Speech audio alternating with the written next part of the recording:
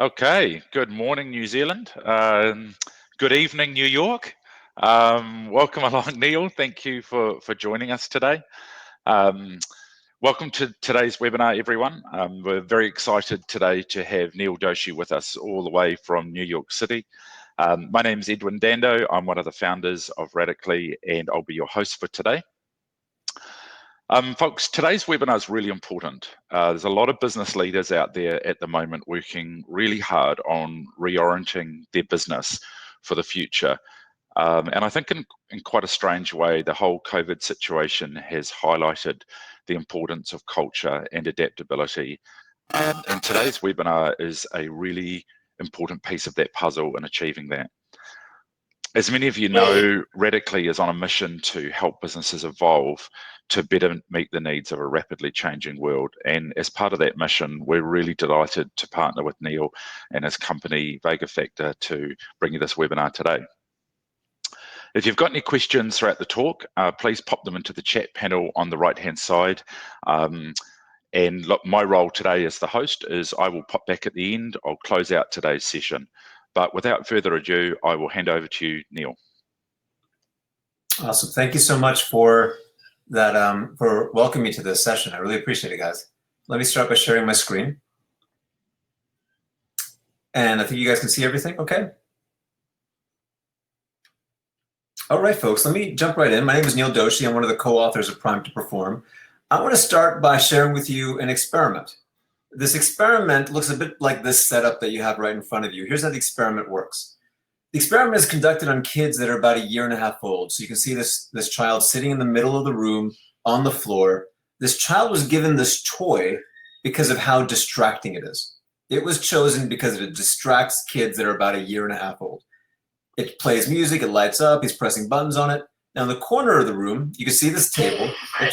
You can see this table, and there's this researcher. This researcher and this child are total strangers to each other. They do not know each other. Now, the question here is they wanted to understand how active a problem solver will this child be when this child is distracted. So every now and then, this researcher will drop something off the front of her table. She can't reach it. She's struggling to get it. The question is, will this child, 1.5 years old, stranger to this researcher, see the problem, help the researcher in need, leave the toy that's distracting him without even being asked? That's the question. Will this child, 1.5 years old, help this researcher in need and solve the problem without being asked? Well, let's take a look at how this actually plays out.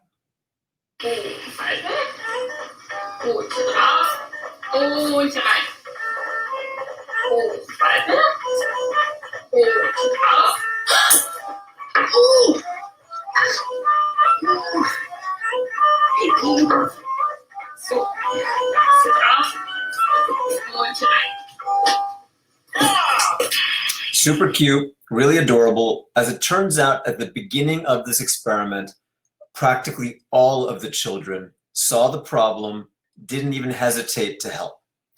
Now, that wasn't the point of this experiment, however. What they knew was this kind of proactive problem-solving behavior is really important.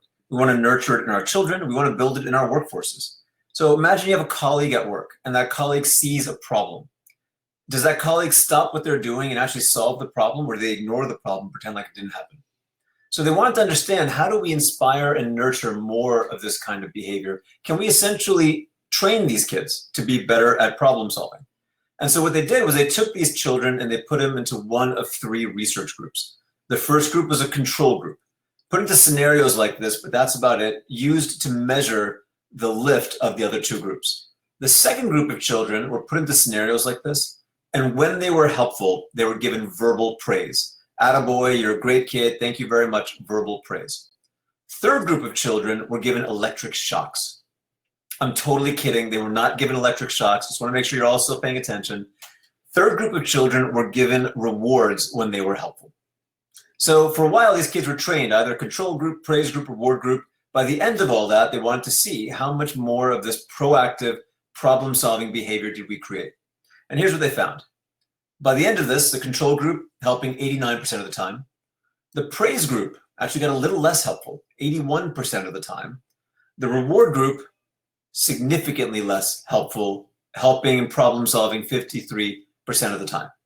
Now, as parents, this should make us think a little bit because praise and rewards are common strategies for raising kids. But as executives, CEOs, the common strategy that most companies use to drive performance or drive change in their organization are various combinations of praise and reward.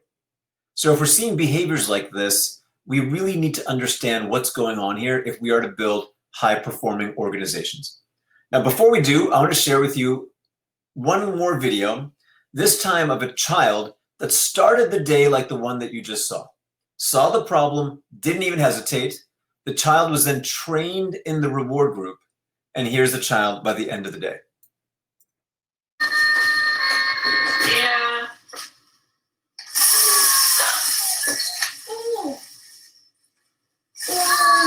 No sumas. No sumas.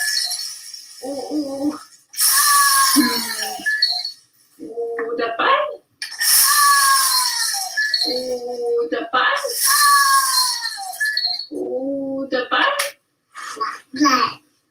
Yeah, it really makes you think twice volunteering your children for experiments like this.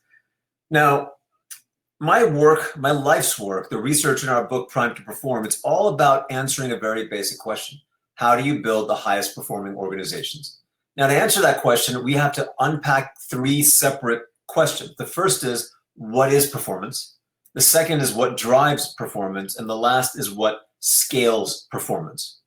To answer the first question, what is performance? I want to share with you one of the earliest moments in history where we could find a team that genuinely understood the true nature of performance. This story takes place in the early 1800s in continental Europe. At the time, Europe was in the middle of the Napoleonic Wars. Napoleon, Emperor of France, built what was at the time the world's strongest army. And while he had the world's strongest army, he more or less conquered or came to control most of continental Europe. But while the French had the strongest army of the day, what did the British have? They had the strongest navy. And as long as they did, the French could never land troops in the British Isles. 1805, the French combined the French Navy and the Spanish Navy into one fleet with one goal: to destroy the British Armada. All of this comes to a head in a battle called the Battle of Trafalgar. Now, going into the Battle of Trafalgar, the British had 33 ships, 2,148 cannons, 17,000 sailors. Meanwhile, this new French fleet, 40 ships, a 21% advantage. 2,568 cannons, a 20% advantage. 30,000 sailors, a 76% advantage. The British were literally outnumbered and outgunned. Now, this is a pretty big problem because at the time, naval warfare was a battle of strength against strength. Two fleets would sail up to each other in parallel lines. They'd shoot at each other. The weaker of the two would lose. Now, this sounds like an overly simplistic strategy. Why would I do that? Well, there were some important reasons. First, you're on one of these big wooden sailing ships. Your 3-ton cannons face sideways. If you want to concentrate firepower and avoid friendly fire, the easiest way is to line up your ships. But there's a second reason that's far more important and far more subtle. Imagine you are the admiral of one of these fleets. How do you get commands from your ship to the other ships during a battle? Well, the answer turns out it has to do with flags. That's why the admiral's ship is the flagship. If you want the chain of command to remain unbroken, you line up your ships so that every ship could see the flags, or a relaying ship relaying those flags. Now, the British are looking at these odds and they're realizing in a battle of strength against strength, they are going to lose. And the stakes here could not be any higher. I mean, the fate of British cuisine is on the line here. And so, what the British do going into this battle is really quite remarkable. The admiral of the British fleet is a gentleman named Admiral Lord Nelson. In the weeks leading up to this battle, Nelson every night assembles on his flagship the captains from all of his other ships. In those discussions, what they talk about is performance. What they realize is they can't line up in a parallel line, so they decide instead to approach the enemy line in two perpendicular columns. What they're imagining is something playing out like this. Top column blockades the top of the French fleet. It allows them to go ship to ship. What they're also imagining is that one of these columns, the one that first spots the French flagship, heads straight for the French flagship, takes it out as fast as possible, because if your enemy is command and control, cut off the head of the snake, the rest of it will die. Now, this is, of course, a high-risk strategy, because as these two columns are sailing in, they are taking fire that they can't return. So Nelson puts his two strongest ships in the front. Of the top column, he puts the Royal Sovereign. Of the bottom column, he puts the Victory. Now, the Victory happens to be Nelson's own ship. Nelson puts himself at the front of the top column. Now, this is only half the equation, because what Nelson and his captains realize is that what they're about to do here is unprecedented. There's no example, there's no history to look at. What he realizes is he can't predict everything that's going to happen during the battle. So in the most important battle of Nelson's life, he says to his captains, during the battle, I'm not going to issue any commands. I completely trust you to figure out what to do when the unexpected happens. And it's a good thing too, because the way the battle actually plays out, it's more like this. As the two columns are sailing in, they take heavier than expected fire. They have to break formation earlier. The top column spots the French flagship, heads straight for the French flagship. As they break the line, a sniper from the French ship Redoubtable shoots Nelson through the spine. He's taken below deck where he dies during this battle. If his captains needed him for commands, if they sat around waiting to be told what to do, they would have gotten demolished. But by the time the dust settles, the British sink or capture 22 of the French fleet, and they themselves didn't lose a single ship. What was supposed to be a completely lopsided loss, they turned into a completely lopsided win. Now, this obviously wasn't supposed to play out this way. Strategists and historians have been studying this battle for hundreds of years to understand what is the secret that we all as leaders, executives, can pull out of this. Turns out the secret is pretty simple. There are two types of performance, not one, and the best leaders know how to keep the two in balance. The first type of performance is called tactical performance. Tactical performance is about convergence. I'm trying to get a bunch of people to do the same thing. It's about alignment. It's about how well we stick to our plan. Now, tactical performance is what most of us have been apprenticed on or trained on. So imagine a group of us decided to start a simple business, like a call center business. We're doing outbound telesales. My guess is every single one of us would know how to optimize the tactical performance of that business. What would we do? Well, we figure out what's the value proposition, what are the 4 or 5 customer segments. We'd write out talking scripts for each of those segments. We time the scripts, estimate the conversion rates of each of those calls, put that into an Excel spreadsheet. Spreadsheet would compute how much revenue, how much cost, what the performance targets need to be to make all this work. We'd operationalize all that with policy, process, procedure, technology, QA, QC, call listening, pay for performance. All of that machinery, all of it, is the machinery of tactical performance. It's all about convergence. It's all about getting people to stick to their plan. But there is, of course, a second type of performance. It's called adaptive performance. If tactical is about convergence, adaptive is about divergence, getting people to do different things. If tactical is alignment, adaptive is intentional misalignment, also known as experimentation. If tactical is how well we stick to the plan, adaptive is how well we don't stick to the plan. Nelson and his captains knew how to balance the both. Now, what's important to understand here is these two are definitional opposites. They are literally the opposite thing. So if you double down on one, you will destroy the other. Too much convergence will destroy divergence. Too much sticking to the plan will destroy not sticking to the plan. So if any of you have ever called a customer service center and you can tell they were reading a script back to you, and the frustration you felt because you didn't feel like they were adapting around your needs. Well, what you're seeing is an organization that doubled down on tactical performance at the expense of adaptive. That person was told, here's your script, we're listening to your call. First time you deviate, verbal warning. Second time, we'll dock your pay. Third time, you lose your job. Will that person deviate even when the situation calls for it? Of course not. I've seen this done to software engineers. You take a software engineer, you say, here's your task list, and this is when everything is due. And the first time you miss that, verbal warning. Second time, dock pay. Third time, you lose your job. The adaptability, the problem solving, the creativity that great engineering requires will all disappear. I've seen this done to whole CEOs. Imagine we're a board of directors. We said to the CEO, what we expect to see is incredible predictability against this plan. And the first time you deviate or a quarter, verbal warning. Second time, dock your pay. Third time, you lose your job. What will happen is the whole company's adaptability will start to suffer. Less investment in brand, quality, culture, all of that will start to disappear as the company starts to swing towards more tactical performance. Now, the name of the game here is, of course, balance. Now, what does that really mean and what does that look like? Let me try to give you an intuition for that. Because an organization can be low in tactical, high in tactical. It can be low in adaptive or high in adaptive. This high tactical, low adaptive organization is kind of the easiest to understand. These are command and control organizations. Everything is centralized, hierarchical. Only people at the top can make decisions, managed by metrics and deadlines, siloed work goals and decisioning. Agile is used as a system of micromanagement, ironically. Ratings, rankings, 9-box performance management, it's all about control systems. It's not inclusive. It's subject to bias because you're biased towards the few people that are making all the decisions.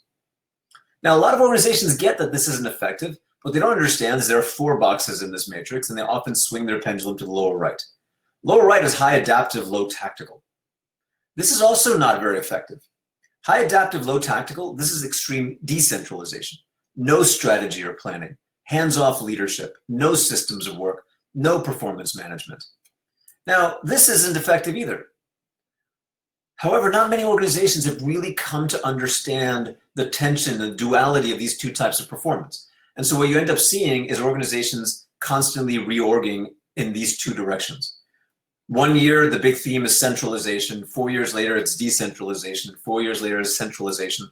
All of that reorging and swinging the pendulum back and forth typically leaves them more often than not in the lower left, low tactical and low adaptive.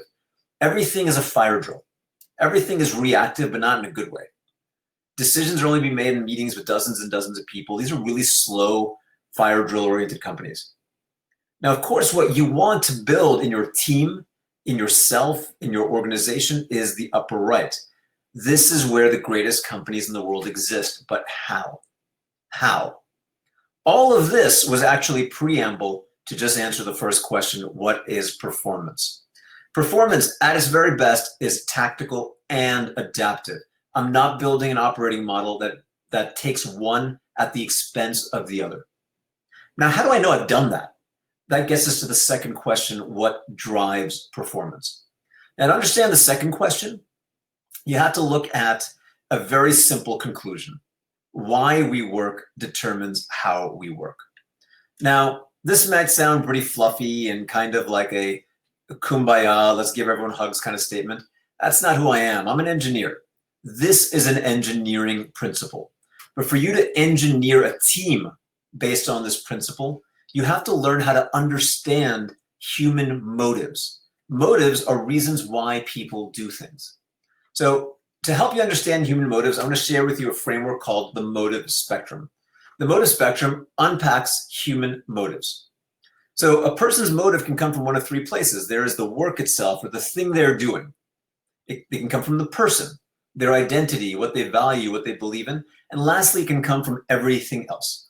Everything separate from the work, everything separate from the person, essentially external forces. Now, I'm going to take these 3 ingredients. I'm going to give you human motives. The first motive is called play. The circle is aligned with the work itself because play is when you do an activity simply because you enjoy the activity. Now, a lot of people get hung up on the word play. They think it's frivolous. That's not what this is. If you think that play at work is giving your colleagues a ping pong table, that is not what this is, because the play motive has to come from the work itself. So think about a hobby that you have. You probably don't get paid to do the hobby. You probably pay somebody else a lot of money to do the hobby. Like, I love woodworking. I have a lot of expensive machinery. I don't build anything that anyone would ever want to buy. I do it for the pleasure of the activity itself. I like the creativity, the problem solving, the constant working with my hands, the challenging myself. That's what the play motive is. Fundamentally, play is driven by curiosity and novelty from the work itself. Now, the second motive is called purpose. The purpose motive, if you notice, is a little further to the right. It's now straddling the line between your identity and the work itself, because the purpose motive is when you do an activity because you believe the immediate outcome of that activity matters. Play, it doesn't really matter if it matters or not. Purpose, it's all about, does it matter, and does it matter now? A lot of organizations are getting this one wrong too. One organization I work with spent multiple millions of dollars writing a mission statement, thinking that the mission statement is what builds purpose. It does not.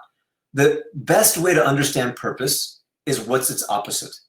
The opposite of purpose is when you make somebody's job fungible. You make the person fungible. So think about the big call centers. I'm sitting in there, I'm on a dialer, the phone beeps when somebody wants to talk to me. If I didn't show up to work that day, no big deal. All the calls get automatically rerouted. I am fungible. If you're feeling fungible in your work, you cannot feel the purpose motive because your immediate contribution doesn't matter. That is what the purpose motive actually is. The next motive is called the potential motive. Purpose is about your activity immediately mattering. Potential is about your activity eventually mattering. So this is where a mission statement might come in. This is where your own development and progression might come in. But what's important to know about the potential motive, it is a little further from the work itself. Now, these three motives are in some way anchored off the work, so they're called the direct motives, directly related to the work. Play is the work. Purpose, its immediate outcome. Potential, its eventual outcome. But there are motives that are not connected to the work itself. They're called the indirect motives. So for example, have you ever tried to get a loved one to do something using guilt? I sure have. So is my wife, so is my mom. There's a lot of guilt going on in the Doshi household. Guilt is an example of the first of the indirect motives known as emotional pressure. The circle now straddles the line between external force and your identity. So guilt. Let's say I were to guilt my wife into doing something. Well, the thing I wanted her to do is the work itself. She may feel no play, purpose, and potential for doing the work itself. But me, the external force, is acting on her identity, I care about my husband, to get her to do something. Emotional pressure is external force acting on your identity to get you to do something. Guilt, peer pressure, FOMO, fear of missing out, shame, all of these are examples of emotional pressure. At work, emotional pressure looks like, I need to get a good grade. I need to look good to my boss. I'm trying to look good in front of my colleagues. I don't want to look incompetent. The next motive is called economic pressure. The circle now aligns with external force perfectly because economic pressure is all about the external force. Definitionally, it's when you're doing the thing that you're doing because of a reward or punishment. Now, if you think about the work, the jobs in your company, the work itself is one layer, the person is the next layer, but then we add to that a reward and punishment layer. If that layer is so strong, people will start doing the work because of that layer and that layer alone. That is economic pressure. And then lastly, my favorite motive is called inertia. Inertia is when you ask somebody, why are you doing what you're doing? And they say, I have no idea. I do not know why I'm doing this. They can't even tell you the source of their own motive. Now, when we studied performance through the lens of these motives, very simple conclusion that as a master class in leadership, you should learn. The first is, if I want tactical performance, I can really use any motive to create it. I can create a game that converges people through play. I can converge through inertia. But if I want adaptive performance, the direct motives increase it, the indirect motives destroy it. Put differently, when a person is under pressure, it is when they're least likely to try something new. Another way to put this differently, if you want someone to be engaged in their work, you have to make their work engaging. That's it. Now, this basic conclusion plays out in just about every aspect of human performance. So think about people in relationships, marriages. A person's likelihood to problem solve in their relationship, when there's an issue, when there's a problem to solve together, if the reason for being in that relationship is play, purpose, potential, they're more likely to problem solve. If it's emotional pressure, like I feel guilt if I were to leave, economic pressure, well, I live in Manhattan, I need my wife's income to pay the rent. If it's inertia, I have no idea why I'm with my wife. They're much less likely to problem solve. And as a result, marital happiness is driven by the direct motives and destroyed by the indirect motives. Now, I'm not saying anything that's not obvious here. It's just a new lens at looking at the world. And when you look at the world through this lens, it is actually incredibly logical that this has to be true. You see it play out in student performance. If you want your kids to do well in school, and by doing well, what I mean is learning. The direct motives for learning increase learning and student achievement. the indirect motives destroy it. Guilting your kids, rewards and punishment for learning will backfire. Athlete performance. If you want your athletes that you're coaching to be high performers on the field, the direct motives increase, the indirect motives destroy. If you want people to be engaged at work, the direct motives increase, the indirect motives decrease. The pattern is so common, it can be simplified one level further to something known as total motivation. Total motivation, shortened to Tomo, is when an organization or team maximizes the direct motives, minimizes the indirect motives. In somebody's mind, the weight of these motives, that's why this is a scale, the weight of these motives tilts heavily towards the direct motives. But when we studied most companies have built themselves to do the exact opposite, to be low Tomo. Play, they didn't understand it. Here's a ping pong table. Purpose, we didn't understand it. Here's a mission statement. Potential, you don't really feel your work connected to anything. Instead, emotional pressure. We put into place a lot of systems designed to make you feel judged. Economic pressure, the fundamental reason why we give you to be here is the reward or punishment. Or inertia, stop asking so many questions, stay in your lane, you're not paid to think. You're not in the job of making decisions, you're just here. All of these are examples of tilting the scale in the wrong side. Now, I want to make sure that the connection between this and performance is so clear to you that you can start to see it on your own teams and ideally see it in yourself. So a simple experiment that was done. MIT is a university, 25% of the kids that go there have perfect math scores. They had these kids do a very simple exercise. They had them solve a bunch of math problems. And then separately, they had a group of them try to solve similar problems while standing up in front of their classmates, solving them out loud. The simple act of standing up and solving in front of your classmates, the feeling that you're being judged, the shame of it, caused their ability to solve those problems to decrease by 32%. Now, what you have here is something called the distraction effect. Every single job in your organization, all of them, have a component that is tactical performance and a component that is adaptive. The tactical, there is some best practice, there is some best way of doing this right now, but adaptive, there's probably a better way that you can try, new technology, or a problem that you have to solve. Every single job has a piece that's tactical, a piece that's adaptive. You build the high Tomo team or the high Tomo organization, you get the tactical, you get the adaptive. But as you start to decrease Tomo, like these kids standing up and doing math problems in front of their peers, you get to the distraction effect. They'll still follow their process. They'll still follow their commands, but their ability to solve simple problems decreases. The distraction effect goes by many names. You've probably experienced it in your own life at some point or another. So for example, writers. What do writers call the distraction effect? They call it writer's block. What do actors call the distraction effect? They call it stage fright. What do athletes call the distraction effect? Well, athletes have many, many names. My favorite is choking under pressure. When you talk to a writer or an actor or an athlete who's experiencing any of these phenomenon, they all say the same thing. They'll all say, I can't get the expectations of my audience out of my mind.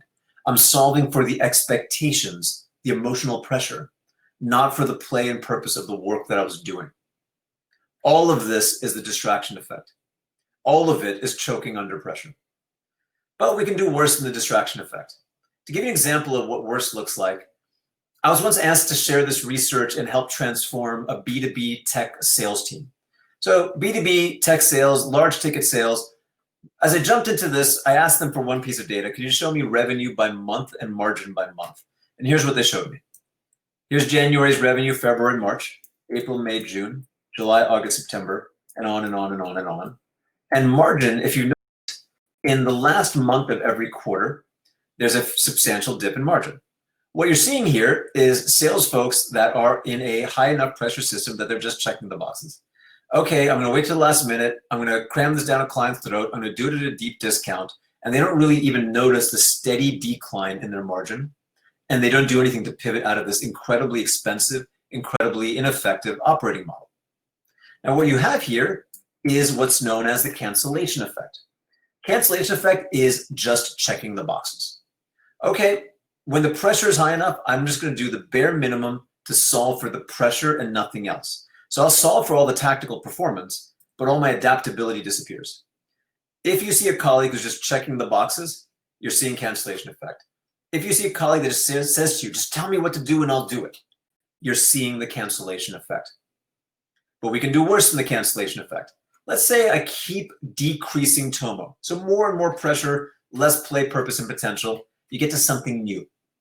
Now, to describe what this looks like, I'm going to share with you another story. Again, we're back in the 1800s, but this time we're in the city of Delhi in colonial India.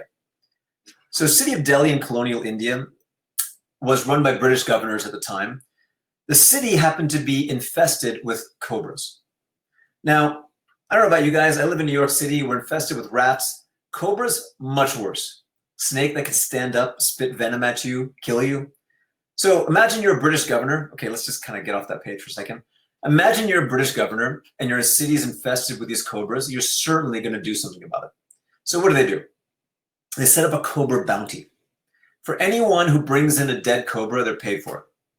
So sure enough, people start bringing in dead cobras by the bucket load. British are thrilled, but cobras are coming in every single day. So high fives all around until they realized that the local population had set up cobra farms. They were farming and raising cobras for the bounty. So of course the British aren't going to keep paying people to farm cobras, so they got rid of the bounty. The value of a cobra plummets to zero. And so for these farms, it wasn't even worth the effort of killing them. They just released the cobras into the city. By the time they were done, Delhi had more cobras than when they had started. This, of course, is called the cobra effect. Cobra effect, the pressure is now so high that you still get tactical performance. The dead cobra dashboard is looking fantastic. But you not only have lost adaptive performance, you've replaced it with a new construct, maladaptive performance. People looking for the shortest possible path to alleviate their pressure, even if that path was against the intent of the pressure in the first place. Now, unfortunately, very few leaders understand the full view of performance that now all of you understand. Most leaders are apprenticed in just the first column. I was only apprenticed in the first column. That's a problem, because if my attempt to drive tactical performance is decreasing Tomo, I'm going to systematically replace adaptive performance with distraction, cancellation, and cobra effects. There's so many examples of this in the world. You'll see it in the news every single day. The one that really makes me the most sad and frustrated is the example of teachers in the US, the public education system. So unhappy with teacher performance, but we only understand the first column, tactical performance. What do? Well, we've implemented something called high pressure testing. So if you're a teacher, your compensation, your career trajectories, and the budget that you get for your students next year are a function of how they do on standardized tests. But that's not it. We're gonna do more than that. We're gonna script out your day. Here's what you do and say on Monday. Here's what you do and say on Tuesday. The thought process is, well, we script out your day. We give you skin in the game with high pressure testing. Surely that will increase performance. That's a naive look at performance. It's only a one column look at performance. It ends up producing distraction, cancellation, cobra effects. The distraction effect. Over half of teachers report feeling under great stress several days a week, a 70% increase from 1985. Cancellation effect. I'm completely pressured to teach to the test. You want me to teach to the test? You want them to get good grades? That's all I'm going to do. I'm just going to teach them how to take a test. The fluency this teacher is talking about is the adaptability that great teaching requires. The cobra effect. The cheating had been going on so long, we considered it part of our jobs. This quote's from a teacher from Atlanta where hundreds of teachers were found erasing the wrong answers on student standardized tests to put in the right ones. Since then, this has been found to be an epidemic across the country. All of this is perfectly predictable by how they're trying to drive performance. Perfectly predictable. One other example. The example has to do with software engineers and Microsoft. Microsoft, amazing company, brilliant people, awesome products, cool legacy, lots and lots of money. Yet for a period of 10 years, they missed every major trend in their industry. Internet, social, mobile, cloud. How? Well, it turns out at the time, Microsoft had a high pressure operating model. An example of that was if I had a team of 10 people, I was a team leader, every 6 months, I'd have to rank them against each other and fire the bottom two. Now, the thought is, of course, isn't this going to increase performance? Very naive understanding of performance because it resulted in destruction of adaptability at scale, the distraction effect. It was always much less about how I could become a better engineer and much more about my need to improve my visibility among other managers. Cancellation effect. Employees were hesitant to surface new ideas for fear of breaking from the charted course. One of the most valuable things I learned was to give the appearance of being courteous while withholding information from colleagues. Cobra effect. Microsoft superstars did everything they could to avoid working alongside other top-notch developers because it would hurt them in the rankings.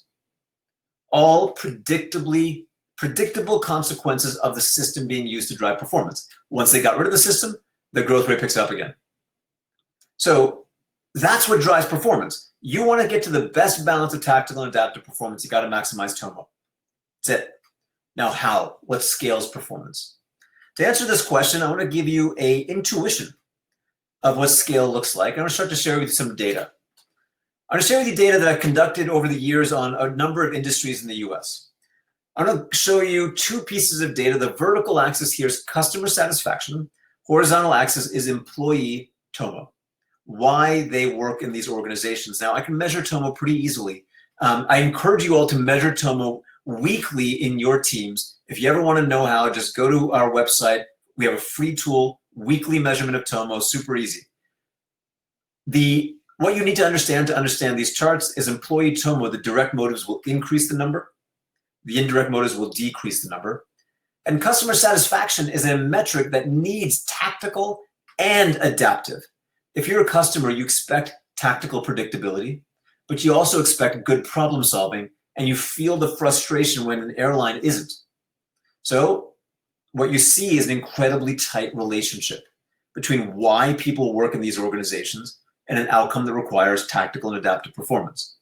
Now, this was all measured in 2015, way before the news of United Airlines doing things like beating up a doctor as they're dragging him off the airplane. Now, what you're seeing there is a high pressure operating model that makes it harder to problem solve. Grocery chains, you see the exact same pattern play out. Now, the important thing to look at in these two industries, airlines, grocery chains, these are commoditized industries. And yet still, these companies are able to create daylight in how their people are motivated, and as a result, significant competitive advantage. Banking industry. So this is the retail banks in the US, and what you see here is the lowest Tomo bank in our data set was Wells Fargo. Some of you on this call might be bankers. What you'll know if you study the industry is since we measured this, so again, leading indicator, we measured this in 2015, Wells Fargo's been in the news a lot. They've been in the news a lot for exactly this problem. So what you saw at Wells Fargo were distraction effects. Wells Fargo employees described intense pressure, frequent crying, levels of stress that led to vomiting and severe panic attacks. This was in the news. This is actually a quote from the news. Cancellation effect. The pressure for their front line was all against a single metric, cross-selling. So cross-selling is the only focus now. Firing employees who are great at their job in every other area that matters. And then, of course, the Cobra effect. At last count, 3.5 million fake accounts. They had to fire 5,300 people, 3 billion in fines so far, 2 CEOs fired over this. And the thing is, it's not that none of these people are bad people. This is all predictable consequence of the system being used to drive performance. All they had to do to just see this coming was measure Tomo. It's the only thing they had to do to see this coming. Now, we were given the opportunity by a different US bank to prove it. So this institution gave us a handful of their branches to run and completely change how their people were motivated. This branch was highly incentivized to see if our experiment actually worked. So they measured our experiment against their control group, champion challenger style. Here's what they found. On productivity, so revenue versus expenses, their control, 9% year-over-year growth. Our pilot, 20% year-over-year growth. We got rid of commission. We got rid of their rating system. And we drove people through intensity, not pressure. Intensity of play, purpose, and potential, not emotional or economic pressure. Now, because of if you have a low Tomo system, you'll get cancellation effects. As a result, if you have a high pressure system driving your people, you're not going to be able to get 2 different outcomes. You only get 1. So typically organizations see if I use pressure to drive productivity, I'll lose quality. If I use pressure to drive quality, I use productivity. And you see that play out in their control group. Use pressure to drive this growth rate, and they lost on net promoter score. Now, a high Tomo system doesn't have cancellation effects. So you can actually get multiple outcomes at the same time. So in our pilot, even though we got a massive increase in productivity, massive increase in net promoter score, and just for fun, because we are seeing the news on cross sales, control 2% lift, pilot 8% lift. All from getting rid of the high pressure systems like commissions and ratings and rankings and replacing pressure with intensity. So the final answer to the final question, what scales performance? Well, it's your operating model. Many of us as executives and CEOs, I'm the co-founder of my organization. I'm constantly being asked about my operating model, but not many people know what those words actually mean. So imagine we started a simple company. We hired 10 people. They're standing around in a conference room. We need to get them to do things. We need to get them to do a job. So we put into place a lot of stuff to get them to do a job. There's a role description, there's goals, there's targets, there's metrics. We put them in certain teams. We give them a leader. That leader leads them in a certain rhythm. We performance manage them. We compensate them a certain way. Every single thing that you put into place to create action, all of that is your operating model. As you recall from when we talked about the motive spectrum, every human action is preceded by a motive. Every action requires motive. So whether you realize it or not, your operating model is actually your motive machine. It is the set of processes and structures and rhythms and habits that you put into place to create motives. Those motives create action. Those action creates results. But very few leaders really understand that before your operating model creates action, it has created motive first. The name of the game here is if you design your operating model to maximize Tomo, you will maximize the performance potential of your organization, plain and simple. Now, I want to share with you, because a lot of organizations right now are struggling with an accelerated adoption of remote work. Many people are working remotely now, and there's a lot of folks that believe that hybrid, so sometimes remote, sometimes not remote, or even full-on remote, is going to be here to stay for a long, long time. It's important that you understand the motivational implications of your operating model on remote work and performance. So we've measured this. If you work in an office versus you work from home, Tomo drops. There's actually a fairly significant drop in Tomo as you start to shift from office to home work. Now, there's another dimension to consider. Did you have a choice on where to work or not? If you didn't have a choice, those drops are far more pronounced. Lack of choice implies low Tomo.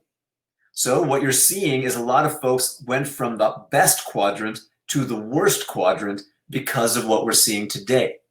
Now, this is not saying that working remotely can't be highly motivating. That's not what this is saying. What this is saying is the operating models that you built to optimize for working in an office will not work whether your people are hybrid or remote. You have to really fundamentally change your operating model if you're going to solve for this row, because the operating model you have doesn't work as you get to hybrid or remote work. Now, you see this play out. Many companies have tried full-scale remote work programs before all of this. The thing that all of these companies have in common is they have since pulled back on those programs. Low Tomo operating models are not compatible with agile ways of working, remote work, or inclusivity. They're fundamentally incompatible with these outcomes that you know are the future of work. So, what is an operating model? The way we think about an operating model is it exists at many layers of an organization. The top layer is the stuff that is org-wide, across your whole organization. So there's a lot I could say about this. I could spend whole days on each of these layers, but just let me make some quick tips. The from state here is too much emphasis on company-wide missions and values. The to state, your teams, all of these individuals are solving fast-changing challenges. Lots of effort spent on teaching and upholding the rules of collaborative problem solving. If you can help every single one of your people feel like every week, no matter what their job is, they're able to intellectually contribute to an interesting, important problem, if you can do that, you will see a massive lift in performance. Now, as I zoom one level deeper, you get to the operating model elements that govern how teams interact with other teams. So typically this is org structure and planning. The from state is when hybrid and remote work leads to more command and control and deeper silos. So we're seeing organization now, because of remote work, actually get more siloed, more command and control, more task management. If you're managing your people with tasks, red light, yellow light, green light, you're on the from side of this equation. One organization we've been transforming for a few years now, they call those task lists watermelons because those statuses are green on the outside, red on the inside. Executives in most organizations aren't actually taught operating model leadership. It's a big miss. The two is working groups are not limited by silos. If any of these folks want to work across silos, it should be very easy to do. And the organization is actually measuring and managing problem-solving velocity and Tomo. These things are actually now turnkey. You can do these now relatively easily. And lastly, executives are actually coached on operating model leadership. One level deeper, you get to how teams interact with themselves. Essentially, how teams manage themselves. We call these team habits. The from state here is they double down on project, task, or micromanagement. If I'm managing my person through a task list, I'm going to be micromanaging them. I'm going to be reducing their Tomo. You have more meetings. Video must be on. It's super exhausting. The two state, working groups are sharing weekly problem-solving or challenge-oriented plans. I'm not managing somebody's tasks. I'm coaching them on the ideas that they're using to solve problems. That is a critical distinction in how you go from the from to the to. And in doing that, teams are learning how to solve problems collaboratively, asynchronously. Fewer but better meetings. One level deeper is leadership, person to person now. Person to person, the from state is hands off. My leader is nice, but low performing. Or transactional, everything is quid pro quo. You do this for me, I'll give this to you. The two state are leaders that learn how to maintain intensity without pressure.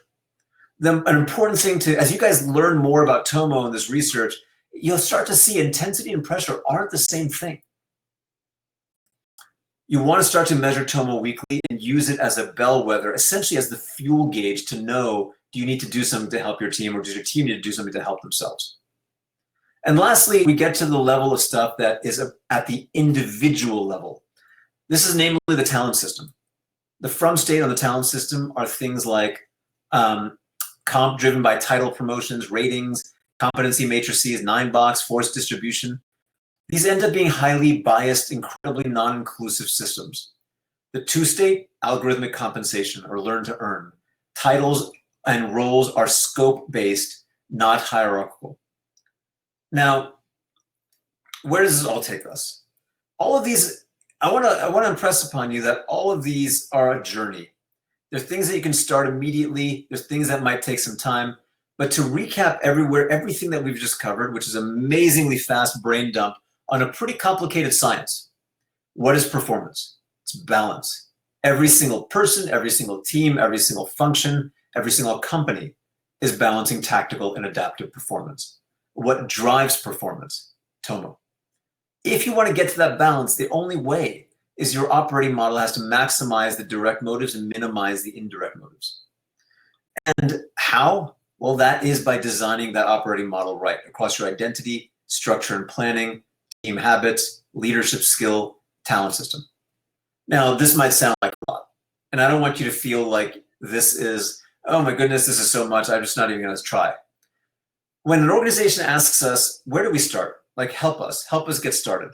We know that an organization can't change everything at once. That would be counterproductive and quite impossible to do. Here's what we generally recommend. Start with team habits and leadership skill. The thing that is worth impressing upon you is play, purpose, and potential are local phenomenon. Emotional pressure, economic pressure, and inertia are local and global phenomenon. So generally, the talent system actually destroys Tomo, and it can be designed to increase it, but the real increasing of Tomo, the real direct motives, they come from the work itself. The work itself is local to the teams. Think about this. If you've ever worked in two teams in the same company, but felt two different levels of motivation, one team that you just hated working with, but the other team that you're super excited about, Well, the company-wide stuff didn't change, just the locality of the team changed. Where we start when we're transforming an organization is at the level of team habit and leadership skill. Then we work our way out. An organization can change itself usually very quickly. Some organizations we've seen fully adopt in a year. On average, usually a couple, maybe 2 or 3. But the point in all of this, building a high-performing operating model and a high-performing organization of great culture is now turnkey. It's a science. There's an engineering discipline around the science. You don't have to fake it till you make it. You don't have to wing it anymore. So that was a very fast march through a very complicated body of research. I'd encourage you to learn more. Read Prime to Perform. It'll go through this in much more detail. We're going to go through some questions right now, but if you want, feel free to email me questions, ideas. If you want the slides, additional materials, if you want to measure Tomo, connect with me on LinkedIn. There's my email address. I'm here to help. If you want to actually solve for Tomo in your organization, I will do whatever I can to help you. So with that, let me stop sharing and let's just see, are there questions that we should start to tackle as a group or conversation that we want to start to have as a group? Yeah, we have some questions here, Neel. Maybe I can, I'll click this answer live. Is that popping up on your screen? It is, thank you very much. So Anand asks, in terms of capability to build trust, what thoughts or ideas you have that can help leaders build trust in the culture and operating model as a lever to reduce control, emotional pressure, experiment, more and increase play? I love this question, Anand. I mean, it's just it's a profound question. There's a couple of things I want to point out. One, what drives trust? There's usually a couple of things. One is your motive, and the second is your skill. So let's say Anand, I asked you to do some job, and I didn't think you were skilled enough to do that job. Well, that might manifest as a lack of trust. Or let's say I think you have ulterior motives. That's also going to manifest as a lack of trust. So if I unpack this, the first thing is low Tomo organizations typically have symptoms of general lack of trust. It's really hard to trust a leader or an executive whose motives are their own emotional pressure or economic pressure or inertia. It's much easier to trust somebody whose motives are play, purpose, or potential. So that's one. Like there's a circular relationship here that's actually important to understand. You need to start to decrease the indirect motives influence on people to actually build back that trust. But there's a second lever here. If I'm asking a colleague to do something that they're unskilled to do, and therefore I don't really trust them in doing it, well, whose fault is that? I'd argue it's the leader's fault. Leader hired the person, leader knows what skill they have, and yet they kind of throw them into a position where they're unskilled to do the thing they're asking them to do. If you start to show people that don't have the skill to do their job, that you don't trust them, you're going to destroy their Tomo. You're going to create emotional pressure, which ironically will prevent them from learning the skills they need to drive their work. Think about this. How often have you, and any of you guys, ever felt like you're hired by an organization, you're feeling the pressure to show that you didn't need to learn, to show that you came out of the gates knowing exactly what to do? Well, that's a huge mistake for an organization to have created that, because no matter what your background is, no matter what your experience is, every situation, every company, every job is a bit different. You always have to learn. And so going back to your question, what thoughts or ideas you have to help leaders build trust? Well, one, start to get rid of any of the operating model pieces that are destroying Tomo. That'll start to build trust already. Two, leaders have to realize it is their job to develop skill. It's not HR's job. It's not the learning and development department's job. It's actually the leader's job to develop skill on the job through apprenticeship. And if the colleague doesn't have the skill to do their job, the answer as a leader is not to trust them, because that will send them down a vicious cycle. The answer is to make your team one where apprenticeship, on-the-job leadership is possible. Now, I could spend 2 hours on this question, and I'll try to get on to the others. If I haven't really adequately answered it for your taste, just drop me an email. I'm more than happy to keep going on it. Thanks, Neel. I'll pop the next question up. Looking at R&R is moving away from monetary economic rewards more beneficial, not pay or commission structure, but in the moment or monthly, quarterly awards type recognition. So Generally, I would never use this in my own organization. It's a complicated question because you have to ask yourself what motive is being created. Now, what you're trying to create with this program is purpose, helping people see that their contribution matters. But it's a very clumsy way of doing that because it ends up making people feel all sorts of pressure. Like then you start to really worry about the fairness of this. You know it can never be intrinsically fair. People start to focus on getting credit so they can get the actual reward and recognition with a spot incentive or something like that. So to me, the pain of it is just not worth it. What I would do is instead is realize that what you're actually trying to create here is real purpose motive, helping people feel like they are valued in their work. The best way to do that is not by a leader showing you that you're valued, certainly not by a leader giving you a spot reward, because that's actually pointing the direction of the motive to the indirect. Instead, what you really want to do here is help your colleagues see that they matter from the structure of the work itself and what their client or their customer or their beneficiary of the work, how they feel about it. I'll give you a very interesting psychological example of this.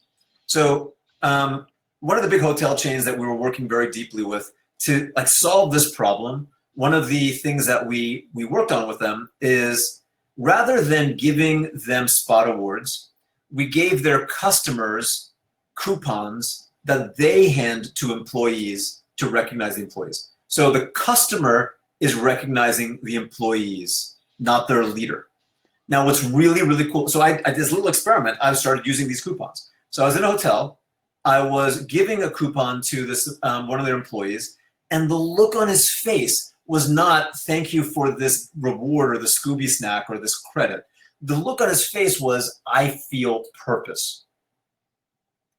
You want the direction of merit, the direction of feeling that I'm valued to come from the direction of the work, not the other side. So it's a nuanced question. It's a really complicated question, but thank you for asking a great question, Monique. Again, email me if I haven't really adequately answered it for you. Thanks, Neel. I've just popped, I think this will be our last question for today. We've only got 3 minutes to go, so perhaps just a quick one here on behalf of Chris. Yeah, great question. Is there a way of managing emotional pressure as an individual? When you feel that it exists, can you make it go away so you can be productive and motivated? Well, one, there's a crazy large amount of research and content around this. Think about stage fright. So how purportedly people fear public speaking more than they fear cobras or death. That fear of public speaking is actually emotional pressure. They're feeling like the audience is judging them. And so there's a lot of technique to try to get out of that feeling. But the thing that it's not easy. Two, it's worth knowing what's causing it. So when you start to realize, okay, what I'm actually feeling is that emotional pressure. The audience is judging me. What I'm feeling is that is the next big step forward. The next big step forward is start to realize that nobody really cares. People aren't judging you as much as you think. The next thing is to start to work on your skill. Start to treat each of those experiences as an experiment, an opportunity to learn. Start to fixate on the experiment. Fixate on the thing that you're trying to learn. I went through an incredibly important and very detailed question very quickly, Matthew, so I apologize for that. But please do drop me a line if I didn't do justice to the real depth of that question. Neel, thank you so much for today. It's been an incredibly insightful morning. To be honest, there were times that I was so engaged that I forgot that I was the host. So it's just as well I turned my microphone off. I might have been saying, wow, that's incredible. So that was lucky. Thank you, everyone. Later on today, we will send up a follow-up email with all the details of how to access the recording. And we're going to send some links to the book and some articles of Neel and Lindsay's work. For anyone interested in applying Tomo in their organization, we are going to hold a follow-up fireside chat with Neel in 2 weeks' time.